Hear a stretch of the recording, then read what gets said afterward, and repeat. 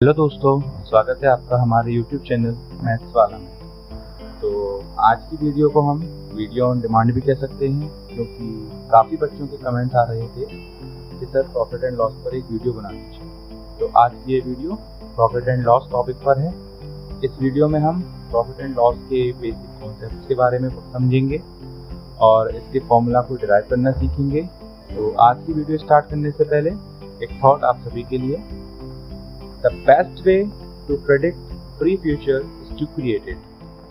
जिसका अर्थ है कि अपने फ्यूचर को प्रिडिक्ट करने का सबसे अच्छा तरीका इसे बनाना है। तो चलिए स्टार्ट करते हैं आज की वीडियो।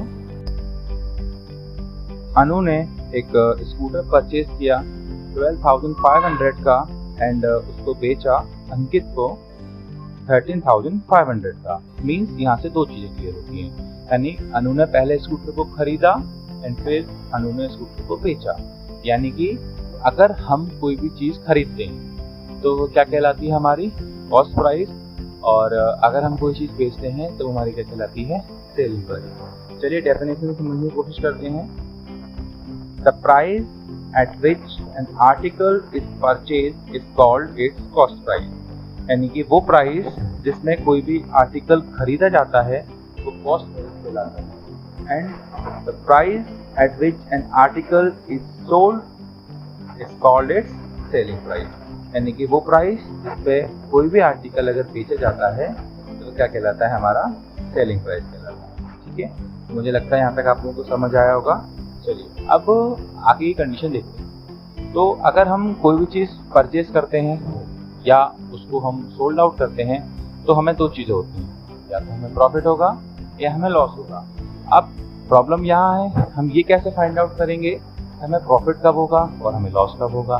तो चलिए समझते हैं। अगर हमने कोई चीज़ सपोज करिए 10,000 रुपीज़ में परचेज की, ठीक है, और उसको हमने 12,000 रुपीज़ में सेल आउट कर दिया, तो यहाँ से हमें क्या पता लगा, कॉस्ट प्राइस हमारी क्या थी 10,000 एंड सेलिंग प्राइस हमारा क्या था 12,000। मीन्स 10,000 की तो हम चीज खरीद के लेके आए, बट 12,000 में हमने अगर सेल आउट कर दी। अब हमारी जेब से कितना अमाउंट गया 10,000, लेकिन हमारी जेब में कितना अमाउंट आया 12,000। डिफरेंस कितने का है 2,000। तो ये जो 2,000 अमाउंट है ये हमारा क्या कहलाएगा प्रॉफिट कहलाएगा। Means if SP is greater than CP, अगर SP यानी सेलिंग प्राइस कॉस्ट प्राइस से ज्यादा हो मीन्स हमें प्रॉफिट होगा। और इसका जस्ट अगर हम अपोजिट कर देते हैं, अगर कॉस्ट प्राइस सेलिंग प्राइस से ज्यादा हो तो हमें लॉस होगा। इसी क्वेश्चन को अगर थोड़ा सा हम घुमा के देखें तो अगर हम ऐसा बोलते कि हमने कोई भी आर्टिकल 12,000 रुपीज का खरीदा एंड उसको हमने 10,000 रुपीज का सोल्ड आउट कर दिया। मीन्स 12,000 की तो हम कोई चीज परचेज करके लेके आ रहे हैं, बट हम सोल्ड आउट कितने की कर रहे हैं ओनली 10,000 की। मीन्स हमें 2,000 रुपीज का क्या हो रहा है यहाँ पे लॉस हो रहा है। तो ये तो रही हमारी एक नॉर्मल सी बात कि प्रॉफिट और लॉस कब और कैसे होता है। अब कभी कभी क्या होता है कि हमसे एक चीज़ पूछी जाती है, जैसे नॉर्मली अगर कोई पर्सन हमसे पूछता है तो हमसे ये नहीं पूछेगा कि कितने अमाउंट का हमें प्रॉफिट हुआ या कितने अमाउंट का हमें लॉस हुआ।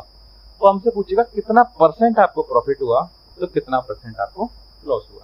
चलिए, तो प्रॉफिट परसेंट या लॉस परसेंट हमेशा जब भी निकलता है हमारे कॉस्ट प्राइस पे निकलता है। अब आप क्वेश्चन ये कर सकते हैं कॉस्ट प्राइस पे ही क्यों निकलता है। कॉस्ट प्राइस पे इसलिए निकलता है क्योंकि हम कोई भी चीज परचेज करके जितने रुपए में लेके आ रहे हैं वही तो डिसाइड करेगा ना कि हमें फायदा या नुकसान कितना हो रहा है। अब जब वो चीज डिसाइड करेगी फायदा या नुकसान कितना हो रहा है तो उसी से पता लगेगा प्रॉफिट परसेंट क्या होगा, लॉस परसेंट क्या होगा। तो इसीलिए जो फॉर्मूला होता है प्रॉफिट परसेंट का, वो फॉर्मूला हमारा बनता है profit upon cost price into 100। Means हम कोई भी चीज जो परचेज करके लेके आए उस पर हमें कितना प्रॉफिट हो रहा है और उसका कॉस्ट प्राइस क्या था इंटू 100। सेम चीज लॉस परसेंट में करते हैं हम, loss upon CP into 100। Means यानी कि जो चीज हम परचेज करके लेके आए उस पर हमें कितना लॉस हुआ, उसका CP क्या था इंटू 100। तो यहाँ से हमारा प्रॉफिट परसेंट और लॉस परसेंट आ जाता है। चलिए, ये तो रही हमारी कॉमन चीज जो कि हमें नॉर्मली बुक्स में फॉर्मूलाज में देखने के लिए मिल जाती है। दो इम्पोर्टेंट फॉर्मूला हैं जो मोस्ट प्रोबेबली किसी स्टूडेंट ने कहीं पे देखे हों, ठीक है। तो वो जो फॉर्मूला है पहला होता है हमारा SP is equals to 1 plus profit percent upon 100 into CP। ये एक फॉर्मूला, एक ऐसा फॉर्मूला है जिससे आप प्रॉफिट एंड लॉस के मोस्ट ऑफ द क्वेश्चंस को सॉल्व आउट कर सकते हैं। आप किसी भी क्वेश्चन पे इसको ट्राई करके देख सकते हैं, क्योंकि अक्सर ऐसा देखा जाता है कि बच्चों से अगर SP पूछा जाता है क्वेश्चन में, मीन सेलिंग प्राइस पूछा जाता है, तो वो इजीली उसको फाइंड आउट कर देते हैं क्योंकि उनके पास कॉस्ट प्राइस होता है।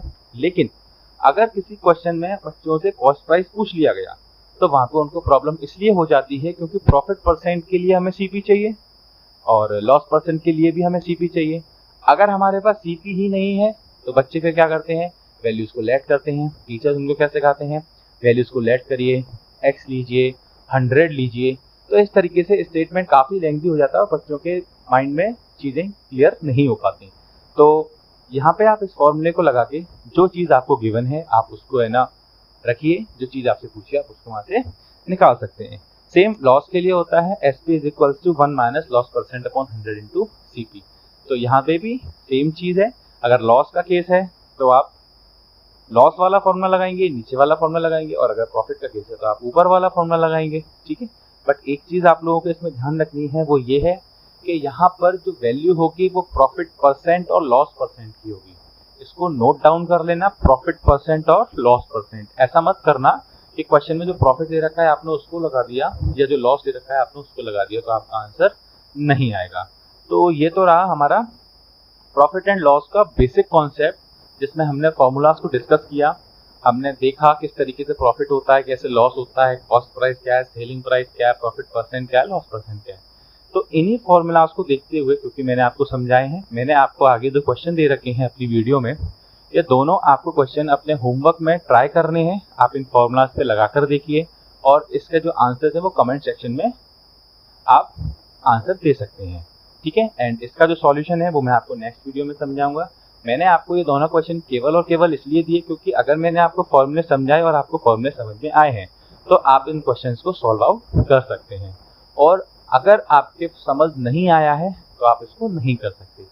तो आप लोग इसको एक बार ट्राई करके देखना। बाकी इसका सॉल्यूशन हम नेक्स्ट वीडियो में डिस्कस करेंगे आप लोगों के साथ। चलिए, थैंक यू।